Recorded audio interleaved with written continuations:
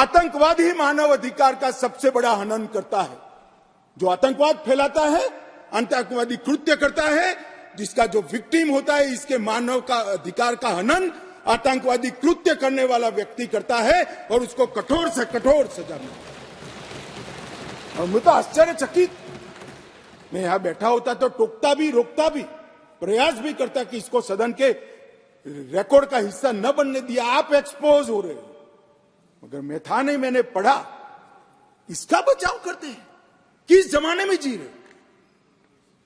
अंग्रेजों का शासन नहीं है, कांग्रेस का शासन नहीं है, ये भारतीय जनता पार्टी और नरेंद्र मोदी का शासन।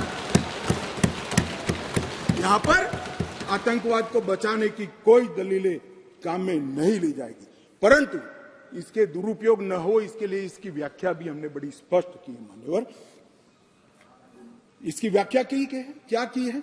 जो कोई भारत की एकता, अखंडता, संप्रभुता, सुरक्षा और आर्थिक सुरक्षा की प्रभुता को खतरे में डालता है और किसी भी वर्ग में आतंक फैलाने का प्रयास करता है, आइदर और साइड से, उसको आतंकवादी घटना कहा जाएगा। उसका विवरण दिया है। डायनामाइट, विस्फोटक पदार्थ, जहरीले गैस, न्यूक्लियर का उपयोग, ऐसी घटनाओं में जब कोई भी मृत्यु होती है तो ये घटना करने वाला आतंकवादी कृत्य में लिप्त माना जाएगा। अब इसमें कहां दुरुपयोग की गुंजाइश है? मगर मन में एक भय पड़ा है मान्यवर। वो भय से ये विरोध जन्म लेता है और मैं तो मानता हूं ये भय तो रहना ही चाहिए, रहना ही चाहिए, रहना ही। जो आतंकवादी कृत्य करते हैं उनके प्रति कोई दया भाव नहीं होना चाहिए। कठोर से कठोर इनके लिए कानून का प्रावधान होना चाहिए और ये नरेंद्र मोदी सरकार का उचित ही निर्णय है कि आतंकवाद के लिए ये कानून में हमने जगह दी है।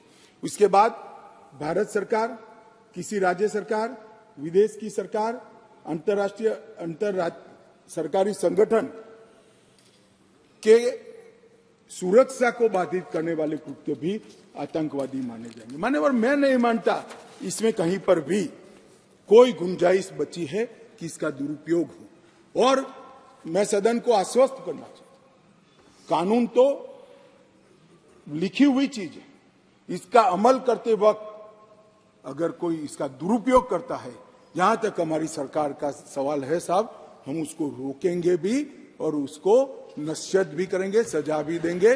और सबसे ऊपर कोर्ट है। अगर किसके ग्रीवेंसेस है तो ये आतंकवाद को रोकने का प्रोविजन भी कोर्ट के ऊपर तो नहीं है।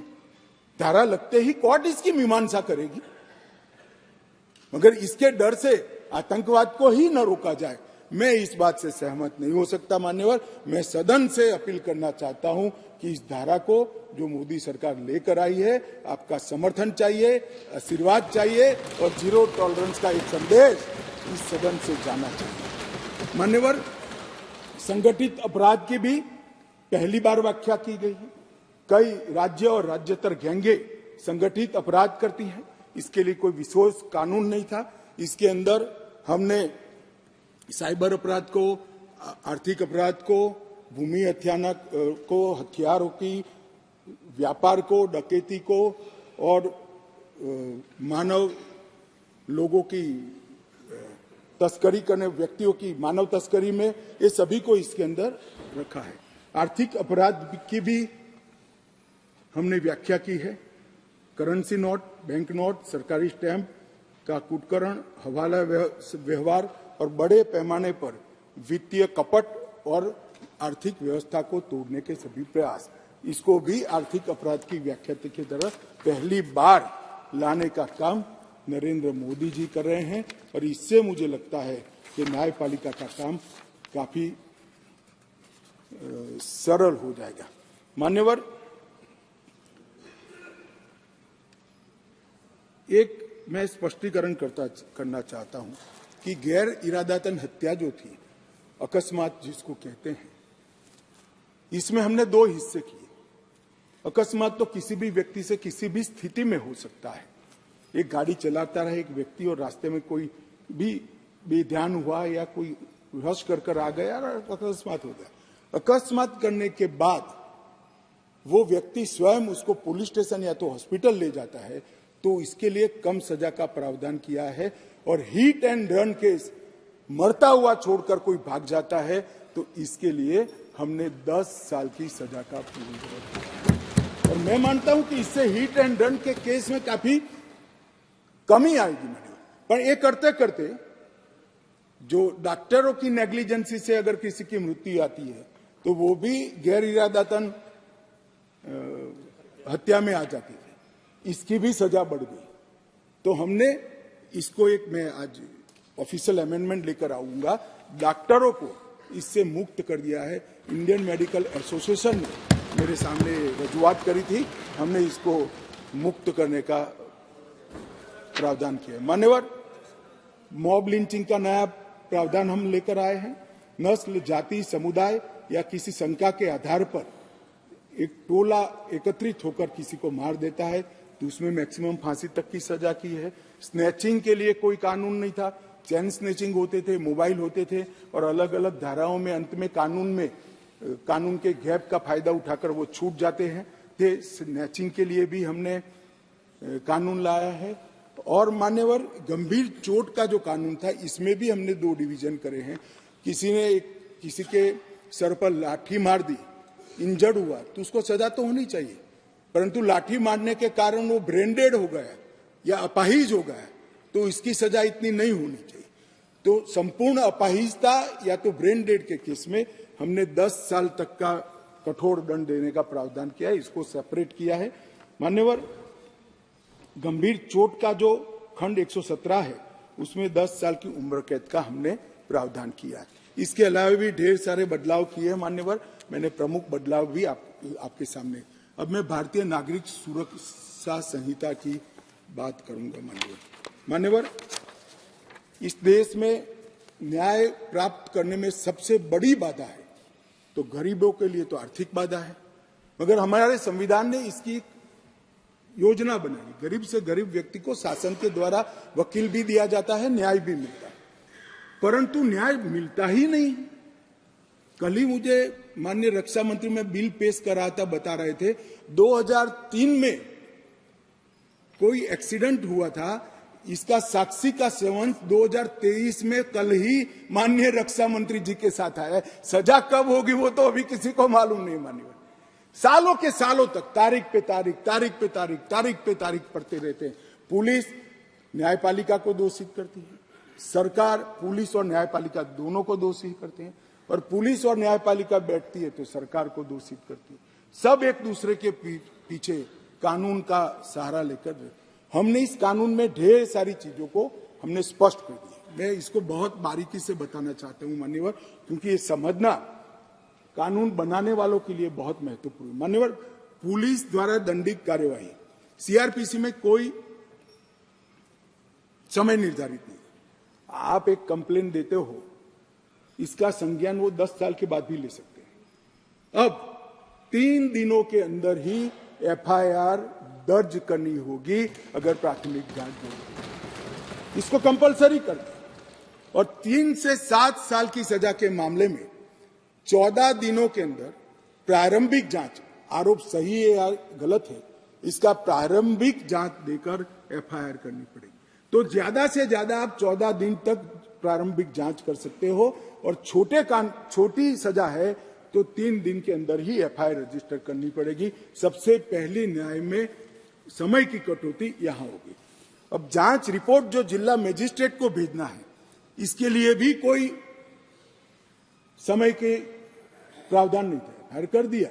अब 24 घंटे में तलाशी रिपोर्ट के बाद 24 घंटे में उसको न्यायालय के सामने रख दिया जाएगा, आप उस पर बैठ नहीं सकते हो। मेडिकल प्रैक्टिशनर और चिकित्सा जांच की रिपोर्ट, मेडिकल हुआ, कोई समय मर्यादा नहीं। जब उसकी आत्मा कहेगी, जब उनको समय होगा, सारी परेशानियों से वो मुक्त होगा जाए, तब देंगे। अब हमने बिना किसी देर से बलात्कार पीड़िता की रिपोर्ट को भी 7 दिन के अंदर पुलिस थाने में और न्यायालय में डायरेक्ट भेजने का काम हमने यहां निश्चित किया। मान्यवर, पहले चार्जशीट का समय नहीं, 60 से 90 दिन में चार्जशीट करने का एक कानूनी प्रोविजन था, परंतु री इन्वेस्टिगेशन, मेरी जांच चालू है, ऐसा कर कर सालों सालों तक चार्जशीट लटकाए जाते थे, केस लटकाए जाते थे और लोग केस से परेशान होते। हमने कह दिया कि 60 से 90 दिन का जो समय था वो तो रहेगा और 90 दिन के बाद और 90 दिन तक ही फर्दर इन्वेस्टिगेशन कर पाओगे। अगर 90 दिन के बाद फर्दर इन्वेस्टिगेशन करना है तो कोर्ट से ऑर्डर लेना पड़ेगा। चार्जशीट को आप 180 दिन के बाद पेंडिंग नहीं रख सकते हो। ये हमने प्रोविजन कर ट्रायल जल्दी हो इसके लिए शुरुआत कर दी। मान्यवर, इसके बाद मैजिस्ट्रेट के समय कब कार्यवाही शुरू होगी, मैजिस्ट्रेट के समय समक्ष, इसकी भी समय मर्यादा थी। अब मैजिस्ट्रेट साहब के साथ हमने बाध्य कर दिया है कि 14 दिनों के अंदर इसका संज्ञान आपको लेना ही पड़ेगा और कार्यवाही चालू, इसको लटका नहीं सकते। तो जो हमारे यहाँ बहुत सारी फरियाद आती है, सच्चा झूठा भगवान जाने, 12 बजे तक कोर्ट चलती है, 12 बजे के बाद कुछ नहीं चलता है। अब अगर 14 दिनों में संज्ञान लेना है तो कोर्ट को इसको समाप्त कर ही जाना पड़ेगा।